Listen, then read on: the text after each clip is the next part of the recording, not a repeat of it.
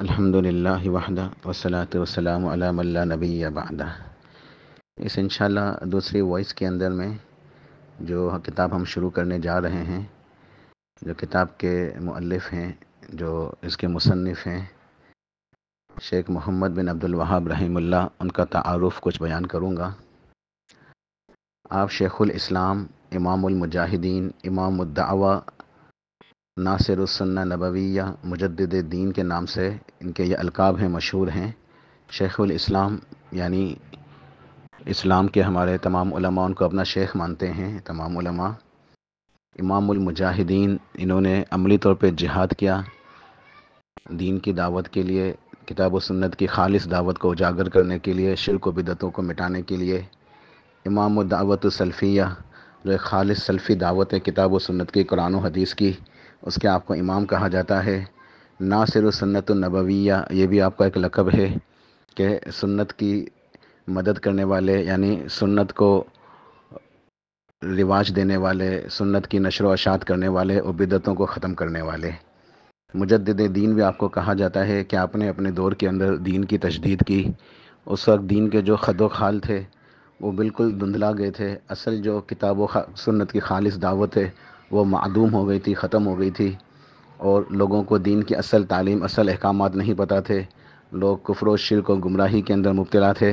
تو شیخ نے آ کے لوگوں کو دین کی صحیح دعوت سے اور صحیح کتاب و سنت کی تعلیمات سے روشناس کرایا۔ آپ کا نام محمد ہے اور پورا نام محمد بن عبد الوہاب بن سلیمان۔ یہ آپ کے والد کا نام عبد الوہاب ہے اور دادا کا نام سلیمان ہے، اور آپ کا اپنا نام محمد ہے، تو آپ کا نام یوں لکھا ہوا ہوتا ہے محمد بن عبد الوہاب، اور کہیں لکھا ہوا ہوتا ہے محمد بن عبد الوہاب بن سلیمان۔ آپ عینیہ شہر کے اندر، جو ریاض کے شمال میں، سعودی عرب کے شہر ریاض کے شمال کی طرف واقع ہے عینیہ شہر، تو اس شہر کے اندر 1115 ہجری میں ایک علمی گھرانے میں پیدا ہوئے۔ آپ کے والد عبد الوہاب اور دادا سلیمان یہ بھی بہت مشہور عالم تھے۔ آپ کے گھر کا ماحول خالص علمی اور دینی تھا، سارا گھرانہ دیندار اور متقی تھا، لہٰذا آپ نے جس ماحول کے اندر آنکھ کھولی چاروں طرف آپ کو ایک علمی ماحول میسر تھا، ایک خالص کتاب و سنت کی دعوت، عقیدہ توحید، نیکی، اچھے اخلاق، یہ گویا آپ کو ورثے میں ملے تھے۔ آپ نے ابتدائی تعلیم اپنے گھر پہ اپنے والد سے ہی حاصل کی، اور 10 سال کی عمر سے بھی پہلے آپ نے قرآن پاک حفظ کر لیا تھا۔ پھر دین کی مزید تعلیم، ابتدائی تعلیم اپنے والد محترم سے حاصل کی۔ اس کے بعد پھر آپ حج کے لیے مکہ شریف تشریف لے گئے، اور مکہ شریف کے اندر جو استاد موجود تھے، جو مشائخ موجود تھے، ان سے علم حاصل کیا۔ پھر آپ مدینہ تشریف لے گئے اور مدینہ کے مشائخ سے علم حاصل کیا۔ پھر ان کی آپ حصول کے لیے مزید آپ نے سفر کیے، آپ بصرہ پہنچے، شام پہنچے، تو بصرہ میں، شام میں مزید مشائخ سے آپ نے علم حاصل کیا، اور علم کے حصول کے بعد واپس عینیہ اپنے گھر تشریف لائے، اور اس کے بعد دعوت و تبلیغ کا اور اصلاح کا جو ہے وہ کام شروع کیا۔ جس دور میں آپ نے دعوت و اصلاح کی جو ہے نا یہ دعوت کی تحریک کا آغاز کیا، تو معاشرے میں چاروں طرف شرک یا رسوم و رواج اور بدعتیں پھیلی ہوئی تھی، عروج پہ تھی۔ مسلمان توحید کی نعمت سے محروم تھے اور شرک کی آلودگیوں کے اندر ملوث تھے۔ حجاز کی سرزمین، عرب کی سرزمین درگاہوں اور آستانوں کی آماجگاہ بنی ہوئی تھی۔ اولیاء کرام کے ساتھ ساتھ صحابہ کرام کی قبریں بھی پوجی جا رہی تھیں۔ طائف کے اندر سیدنا عبداللہ بن عباس رضی اللہ عنہ بڑے عظیم صحابی ہیں، ان کی قبر کو بھی درگاہ بنا کے اس کی بھی عبادت ہو رہی تھی۔ قبروں کے اوپر قبے و مینار بنے ہوئے تھے، قبر پرستی عام تھی، لوگ پیروں فقیروں کے آستانوں پہ گرے جا رہے تھے، تو ہم پرستی اور جادو ٹونا اس طرح کی چیزیں بالکل عام تھی۔ شیخ نے اس جو چاروں طرف گمراہی دیکھی تو خالص کتاب و سنت کی دعوت کا آغاز کیا، اور لوگوں کو خالص کتاب و توحید کی دعوت سے روشناس کرایا۔ آپ نے بہت جد و جہد کی دین کے لیے، آپ نے بہت جو ہے نا عظیم قربانیاں دیں، بڑی محنتیں کی۔ آپ کی جد و جہد 3 طرح سے جو ہے نا وہ تقسیم تھی۔ سب سے پہلے درس و تدریس اور تقریر اور خطبات۔ آپ نے طالب علموں کو پڑھایا، لوگوں کو عالم بنایا، اور اس وقت جو علماء تھے جو یہ ساری چیزیں دیکھ کے خاموش بیٹھے ہوئے تھے یا ان کو تسلیم کر لیا تھا، یا بہت سارے ایسے بھی علماء تھے جو خود ان برائیوں کے اندر جو نا مبتلا ہو گئے تھے، تو ان کو آپ نے جگایا، ان کو قائل کیا خالص کتاب و سنت کی دعوت سے۔ تو علماء سے ہم نے بڑی بڑی مباحث ہوئی، بڑے مناظرے ہوئے ان کے۔ کچھ ایسے بدعتی علماء تھے جو ان چیزوں کو صحیح سمجھتے تھے، تو ان سے باقاعدہ ان شیخ کی بڑی مباحث، بڑے مناظرے ہوئے، شیخ نے باقاعدہ ان کو سمجھایا۔